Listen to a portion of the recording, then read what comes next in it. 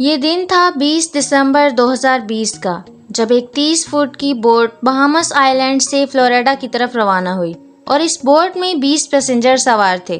کیونکہ اس بوٹ نے بہامس آئی لینڈ سے فلوریڈا کا سفر پہلے بھی کئی بار طے کیا تھا، اسی وجہ سے یہ سفر بھی ان کے لیے بالکل نارمل تھا۔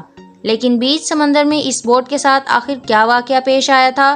ان کو سمندر نگل گیا یا یہ کسی طوفان کا شکار ہوئے؟ اگر صرف کوئی انفارمیشن تھی وہ یہ تھی کہ بہامس آئی لینڈ سے یہ بوٹ بالکل ٹھیک ٹھاک حالت میں نکلی تھی۔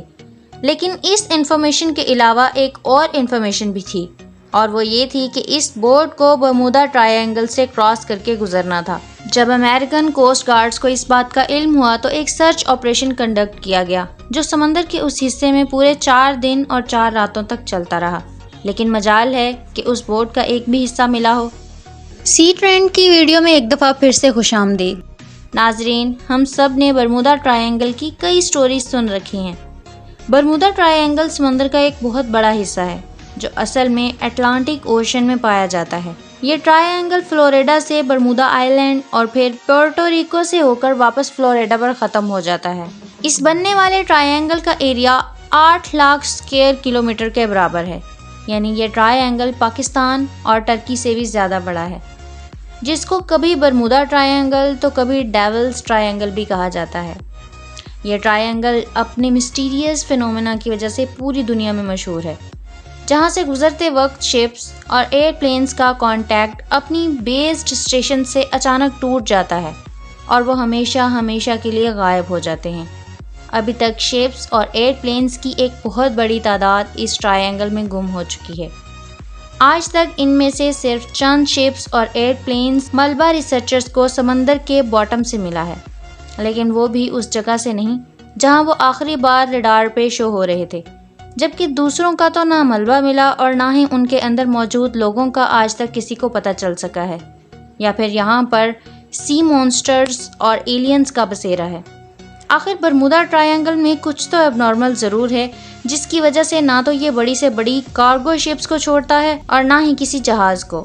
یہاں پیش آنے والی اب نارمل ایکٹیویٹیز کا ایکچوئل ریزن سائنسدانوں کو آخر کار مل چکا ہے۔ یہ معاملہ شروع ہوا تھا 1945 میں، جب یو ایس نیوی کے 5 ٹورپیڈو بومبر ایئر کرافٹس ایک مشن پر نکلے تھے۔ ان 5 ایئر کرافٹس میں بیٹھے 14 لوگوں کے لیے یہ بالکل روٹین پریکٹس تھی، لیکن برمودا ٹرائی اینگل کے ایریا میں آتے ہی یو ایس نیوی کے ریڈار سے 5 بومبر طیارے اچانک غائب ہو گئے، اور وہ بھی ایک ساتھ، کیونکہ اس وقت ورلڈ وار 2 کو ختم ہوئے صرف چند ہی مہینے گزرے تھے۔ اسی وجہ سے یو ایس نیوی کا شک تھا کہ شاید کسی دشمن نے ان کے جہازوں کو گرا دیا ہے۔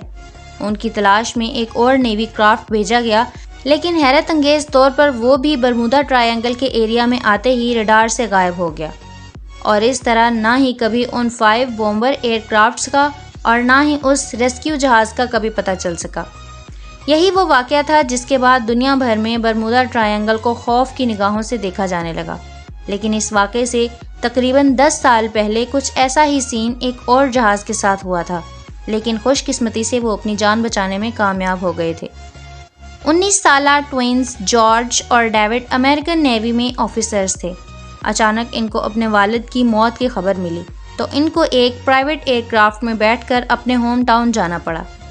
ابھی جہاز کو برمودا ٹرائی اینگل کے سمندر کے اوپر پہنچے صرف 20 منٹ ہی گزرے تھے کہ پائلٹ نے ان کو بتایا کہ جہاز کے تمام انسٹرومنٹس کام کرنا چھوڑ گئے ہیں۔ نہ ہی پائلٹ کو فیول کا اندازہ تھا، نہ ہی اس کا ریڈیو کام کر رہا تھا، اور نہ ہی اس کو یہ معلوم تھا کہ وہ اس وقت کس ڈائریکشن میں جا رہا ہے۔ ان دونوں بھائیوں کا کہنا تھا کہ اتنی اونچائی سے بھی ہمیں نہ ہی کوئی شپ نظر آ رہی تھی اور نہ ہی زمین کا چھوٹا سا بھی حصہ، دور دور تک صرف پانی اور صرف پانی نظر آ رہا تھا۔ اتنے میں پائلٹ کے پسینے چھوٹنا شروع ہو گئے اور وہ بے ہوش ہو گیا، لیکن خوش قسمتی تھی کہ جہاز میں کو پائلٹ بھی موجود تھا، جس نے جہاز کا کنٹرول سنبھال لیا، اور چند گھنٹوں کی اس خوفناک پرواز کے بعد آخر کار ان کو زمین نظر آ گئی، جہاں جہاز کو ایمرجنسی لینڈ کر لیا گیا۔ کئی سالوں کے بعد جب برمودا ٹرائی اینگل اپنے مسٹیریس واقعات کی وجہ سے مشہور ہوا، تب ان دونوں بھائیوں کو پتہ چلا کہ یہ خود اس چیز کا شکار ہوئے تھے اور خوش قسمتی سے بچ بھی گئے۔ 2015 میں الفارو نام کی ایک کارگو شپ فلوریڈا سے پورٹو ریکو جا رہی تھی، جو 1 اکتوبر 2015 والے دن ریڈار سے غائب ہو گئی۔ US کوسٹ گارڈز اور ایئر فورس نے ایک کمبائنڈ آپریشن کیا اور پورے 1 مہینے سرچ کے بعد الفارو کو سطح سمندر سے 15,000 فیٹ نیچے سمندر کے باٹم میں پائے گئے۔ شپ کے کیپٹن سے جب آخری کانٹیکٹ ہوا تھا تب ایسا لگ رہا تھا جیسے شپ میں پانی آ چکا ہے، اور وہ الفارو سے ہونے والا آخری کانٹیکٹ تھا۔ 23 فیب 2017 کو ٹرکش ایئر لائن کا ایک جہاز فلائٹ TK-183 کیوبا کے شہر ہوانا میں لینڈ کرنا تھا، اور اسی وجہ سے اس کو برمودا ٹرائنگل کے اوپر سے گزرنا پڑا۔ لیکن اچانک پائلٹ نے کنٹرول ٹاور کو رپورٹ کیا کہ جہاز بالکل اب نارمل بیہیو کر رہا ہے، جس کی وجہ سے پائلٹ نے فوراً جہاز کا رخ بدل دیا اور ہوانا کی بجائے ڈولس ایئرپورٹ پر جہاز کو لینڈ کروا کر 440 پیسنجرز کی جان بچائی۔ اس طرح کے اور کئی انسیڈنٹس برمودا ٹرائنگل کی حدود میں پیش آ چکے ہیں۔ کئی انسیڈنٹس رپورٹ ہوئے جن کی لسٹ ویکیپیڈیا پر موجود ہے، لیکن چند انسیڈنٹس تو ایسے بھی تھے جو آج تک کبھی رپورٹ نہیں ہوئے۔ 1967 میں کرسمس والے دن ایک امریکن بزنس مین جس کا نام براک تھا اپنی لگژری یاٹ میں میامی بیچ کی سیر کو نکلا، لیکن تھوڑی ہی دیر بعد بیچ گارڈز کو براک کی کال آئی اور اس نے بتایا کہ اس کی یاٹ کی کسی ٹھوس چیز سے ٹکر ہو گئی ہے۔ جب گارڈز وہاں پہنچے تو نہ ہی ان کو کوئی یاٹ ملی اور نہ ہی براک کا کوئی نام و نشان تھا۔ واللہ علم سمندر میں کون سی چیز سے اس کی ٹکر ہوئی تھی، یہ راز براک کے ساتھ ہی ہمیشہ کے لیے دفن ہو گیا۔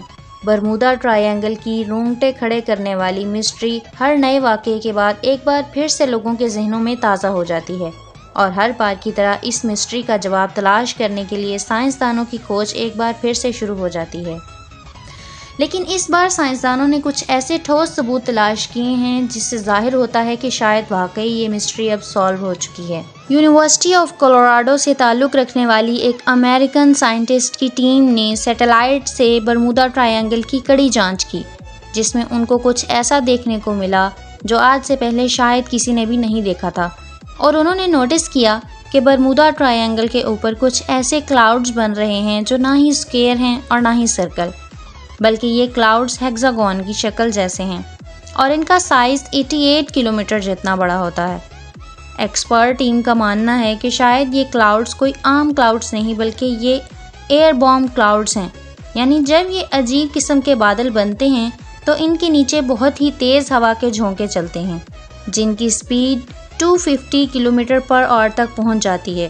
ہوا کے ان جھونکوں کی سپیڈ اتنی تیز ہوتی ہے کہ نہ ہی ان میں کوئی ہوائی جہاز آسانی سے اڑ سکتا ہے، اور ان کی وجہ سے پانی میں جو لہریں بنتی ہیں نہ ہی ان میں کوئی بڑی شپ تیر سکتی ہے۔ سائنسدانوں کا کہنا ہے کہ شاید برمودا ٹرائنگل میں ہونے والے حادثات کی یہ بھی ایک وجہ مانی جا سکتی ہے۔ امید ہے سی ٹرینڈ کی ویڈیو بہت زیادہ پسند آئی ہوگی۔ اگر پسند آئی ہے تو اسے فیس بک اور واٹس ایپ پہ اپنے دوستوں کے ساتھ ضرور شیئر کریں۔ شکریہ۔